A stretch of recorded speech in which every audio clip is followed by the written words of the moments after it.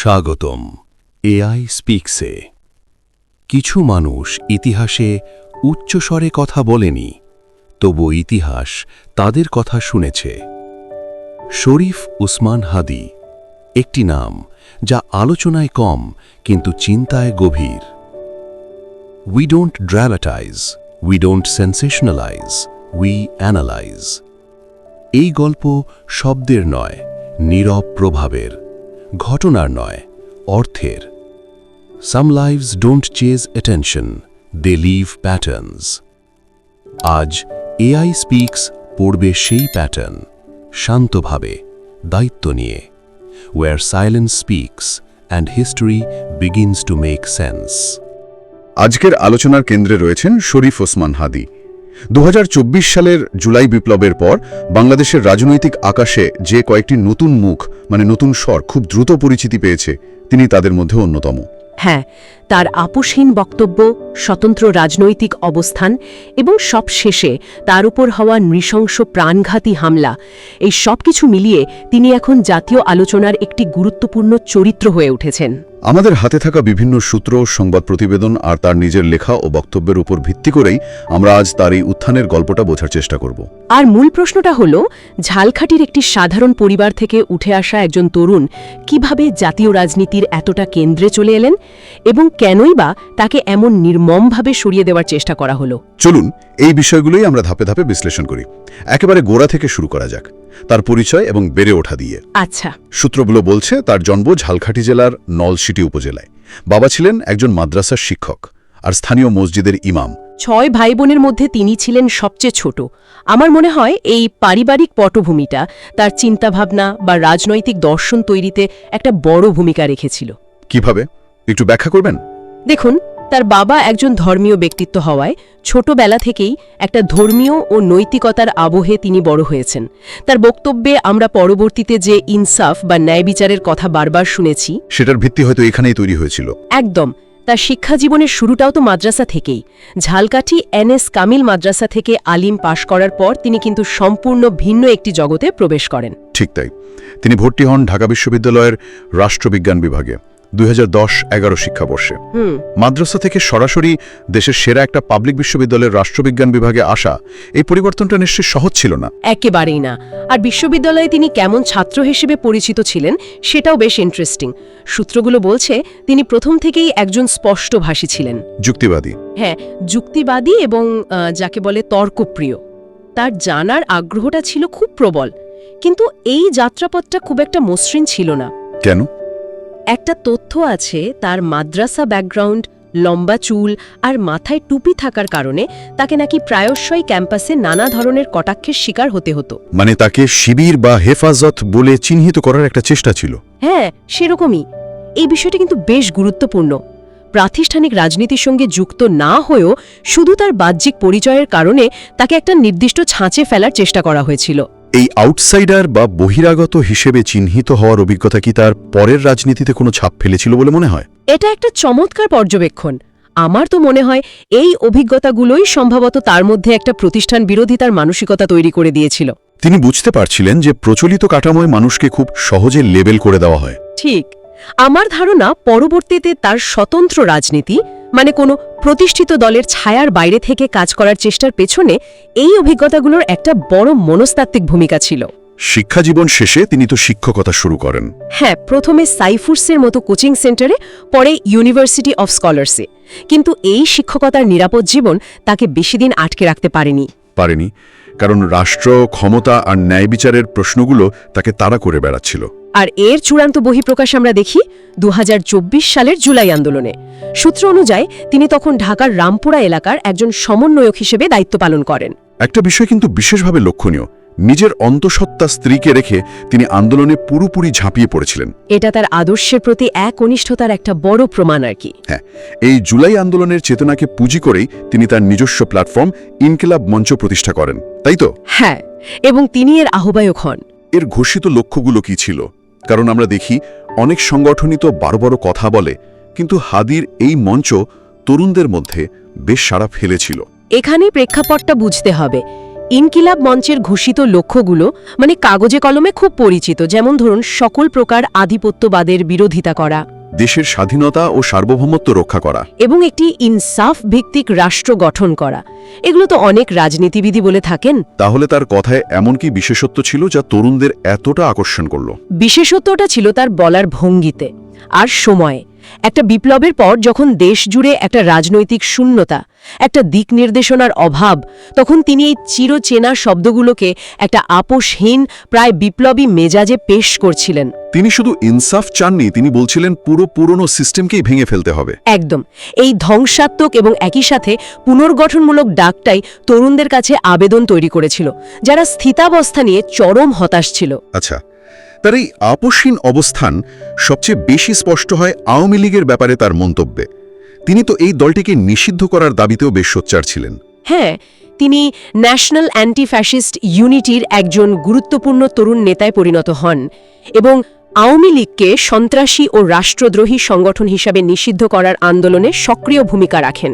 কিন্তু তার সমালোচনা তো শুধু একটি দলে সীমাবদ্ধ ছিল না। না, বিলকুল না। তিনি বিএনপিকেও সতর্ক করে বলেছিলেন যে পুরনো ধারায় রাজনীতি করে ক্ষমতায় এলে তারা 2 বছরও টিকতে পারবে না। কিন্তু এই সমালোচনা কি কিছুটা সরলীকরণ নয়? একদিকে তিনি আওয়ামী লীগকে পুরোপুরি নিষিদ্ধ করতে চাইছেন, আবার বিএনপিকেও খারিজ করছেন। তাহলে বিকল্পটা কি? তিনি কি শুধুই একজন সমালোচক ছিলেন? এটা একটা ভালো প্রশ্ন। সূত্রগুলো বিশ্লেষণ করলে মনে হয় তিনি নিজেকে ঠিক প্রচলিত রাজনীতিবিদ হিসাবে প্রতিষ্ঠা করতে চাননি। তার ভূমিকা ছিল অনেকটা রাজনৈতিক ভাষ্যকার বা আদর্শিক পথপ্রদর্শকের মতো। তিনি হয়তো বিশ্বাস করতেন যে সঠিক পথ বাতলে দেওয়ার চেয়ে ভুল পথগুলো চিহ্নিত করা তখন বেশি জরুরি ছিল। সম্ভবত। অন্তর্বর্তীকালীন সরকার নিয়েও তার বেশ সমালোচনা ছিল।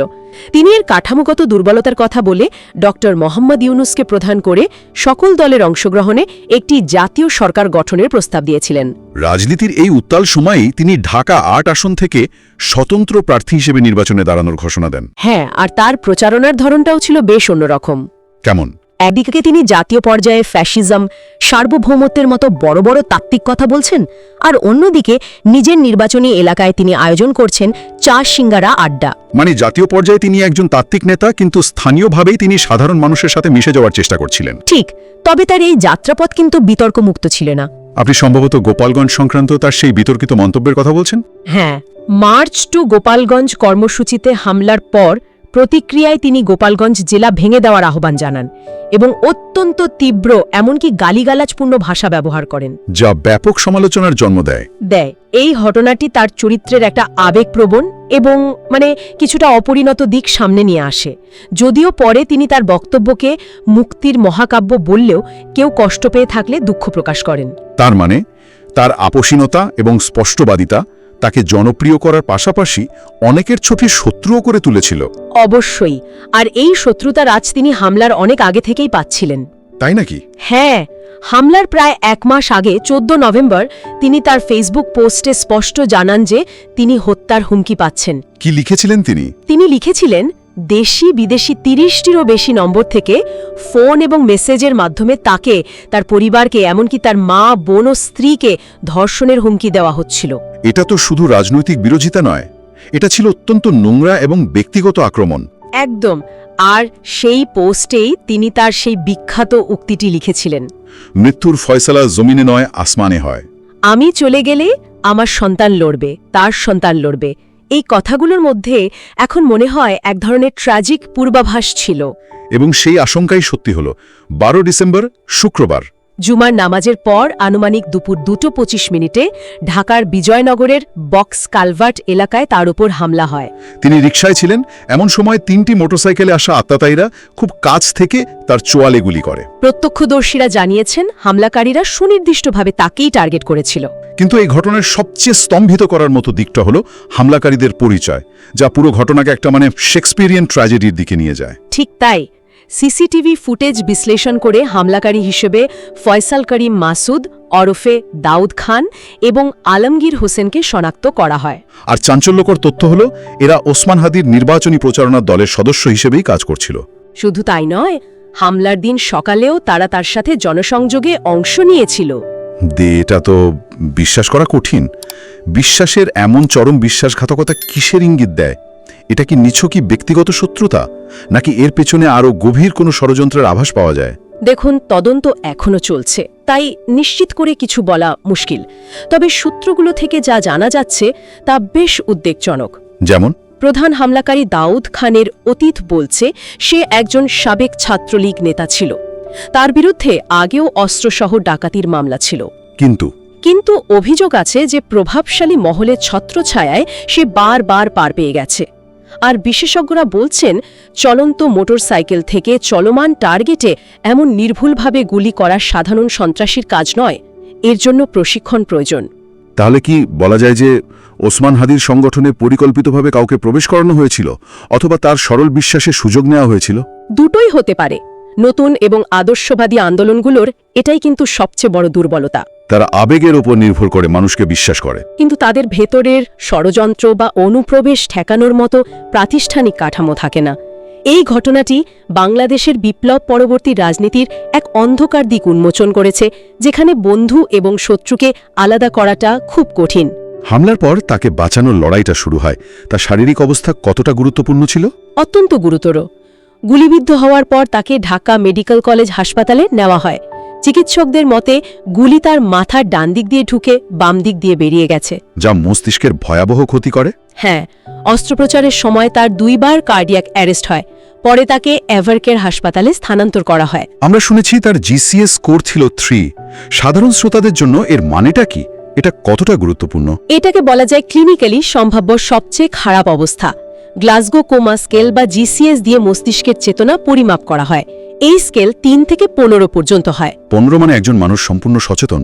আর স্কোর 3 মানে হলো রোগী কোনো ধরনের উদ্দীপনাতেই সাড়া দিচ্ছেন না, কথা, স্পর্শ বা ব্যথা কিছুতেই না। মস্তিষ্ক কার্যত নিষ্ক্রিয় হয়ে পড়েছিল। এরপর তাকে সিঙ্গাপুরে নিয়ে যাওয়া হয়। সেখান থেকে সর্বশেষ খবর কি? 15 ডিসেম্বর তাকে এয়ার অ্যাম্বুলেন্সে সিঙ্গাপুর জেনারেল হাসপাতালে নেওয়া হয়। সেখান থেকে পাওয়া সর্বশেষ খবর কিছুটা আশার আলো দেখাচ্ছে। তাই নাকি? হ্যাঁ, 16 ডিসেম্বরের আপডেট অনুযায়ী তিনি চিকিৎসায় সাড়া দিতে শুরু করেছেন। তার শ্বাস-প্রশ্বাস ও হৃৎস্পন্দন স্বাভাবিক অবস্থায় ফিরে এসেছে। চিকিৎসকরা তার অবস্থাকে স্থিতিশীল বলছেন, যদিও এখনও সংকটজনক শব্দটিও ব্যবহার করছেন। তার মানে আশা এখনো আছে। তার আরও একটি বড় সার্জারির প্রয়োজন, কিন্তু তার জন্য শরীর এখনও পুরোপুরি প্রস্তুত নয়। তবে বিশ্বে এমন ভয়াবহ হামলা থেকে মানুষের বেঁচে ফেরার নজির আছে। আমরা নোবেল বিজয়ী মালালা ইউসুফজাইয়ের কথা জানি, যাকে মাথায় গুলি করা হয়েছিল। হ্যাঁ, দীর্ঘ ও জটিল চিকিৎসার পর তিনি স্বাভাবিক জীবনে ফিরে এসেছিলেন। তাই আশা এখনও পুরোপুরি শেষ হয়ে যায়নি। ওসমান হাদির এই পুরো যাত্রা ঝালাকাঠির এক মাদ্রাসা ছাত্র থেকে ঢাকা বিশ্ববিদ্যালয়ের তার্কিক, তারপর রাজপথের নেতা এবং সবশেষে আত্মাতায়ীর গুলিতে জীবন মৃত্যুর সন্ধিক্ষণে বাংলাদেশের রাজনীতির জন্য কি বার্তা রেখে যাচ্ছে? এটি অনেকগুলো জটিল প্রশ্ন সামনে নিয়ে আসছে। একটি বিপ্লব পরবর্তী সমাজে নতুন এবং আপসহীন রাজনৈতিক কণ্ঠস্বর কতটা নিরাপদ? ওসমান হাদির উত্থান প্রমাণ করে যে প্রচলিত রাজনৈতিক দলগুলোর বাইরেও নতুন নেতৃত্ব উঠে আসার একটি আকাঙ্ক্ষা জনগণের মধ্যে ছিল। কিন্তু তার উপর হামলা প্রমাণ করে যে এই পথটি অত্যন্ত বিপজ্জনক। এবং সবচেয়ে বড় প্রশ্নটি বোধহয় বিশ্বাস নিয়ে। যখন আপনার কাছের সহযোগীরাই আপনার বিরুদ্ধে ষড়যন্ত্রে লিপ্ত হয়, তখন আদর্শের লড়াইটা কতটা কঠিন হয়ে ওঠে। একদম। এই হামলা কি নিছকই ব্যক্তিগত শত্রুতার ফল, নাকি বাংলাদেশের রাজনীতির ভবিষ্যতের গতিপথ নির্ধারণের এক অশুভ প্রচেষ্টা? এই উত্তর হয়তো আমরা সহসাই পাব না। কিন্তু ওসমান হাদির ঘটনাটি শুধু একজন ব্যক্তির উপর হামলা নয়, এটা একটা প্রতীকী ঘটনা।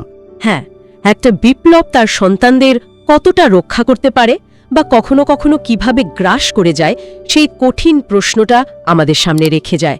এই ভাবনাগুলোই শ্রোতাদের জন্য রেখে আমরা আজকের আলোচনা শেষ করছি।